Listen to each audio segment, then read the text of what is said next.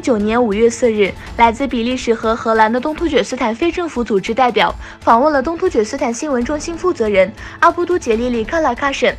由来自新成立的比利时东突厥斯坦协会负责人奈基穆丁沙利夫和荷兰青年组织10名代表团访问了东突厥斯坦新闻中心，并感谢该中心负责人阿布都杰利里卡拉卡什30年来为东突厥斯坦所做的努力。代表团在位于该中心总部的花园进行一次野餐园。他们说，卡拉卡什先生多年独自为民族工作，每天都用6种不同的语言来报道祖国的局势，这是不容易的。野餐后，新闻中心举行了一次关于维吾尔族历史和当前政治局势的会议。据英国《卫报》报道，再有新证据显示中国在新东突厥斯坦毁坏清真寺。研究这一问题的英国独立调查网站贝林凯特记者瓦特斯介绍了相关的情况。瓦特斯继续表示，随后我通过查阅微信图像和询问在当地的活动家继续我的调查。我对100个宗教场所进行了分析。经分析，这100个宗教场所中有91个被确定是清真寺，其中的31个已经被毁，包括2个重要的朝圣地。所有的这些宗教场所在2016和2018年之间，或者是遭遇重大的结构性损坏，或者是完全被摧毁。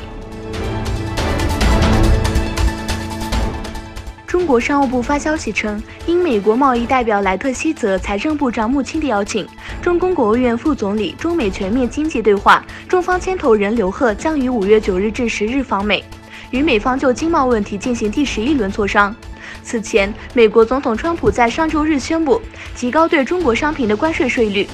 莱特希泽和穆钦6日表示，中方在上轮北京谈判中许下一些承诺，不过却又没有落实，让谈判进程大幅后退。莱特希泽说，在过去1周，我们看到中国的承诺不断缩水，中国在一些具体承诺上改口，此举可能会导致协议文本发生实质性变化。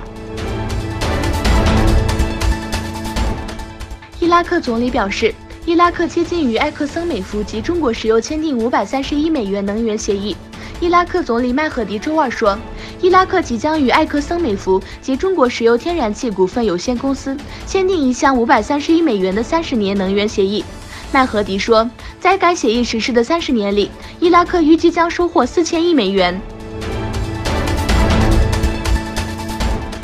伊朗外交部长扎里夫周二对俄新社表示，尽管美国再度实施制裁，伊朗仍接近与欧盟达成石油销售协议。伊朗外交部长扎里夫在接受俄新社采访时谈到了美国对伊朗的石油制裁。伊朗和欧盟即将达成协议，尽管美国恢复了单边制裁，协议将使伊朗的石油销售成为可能。他被引述称，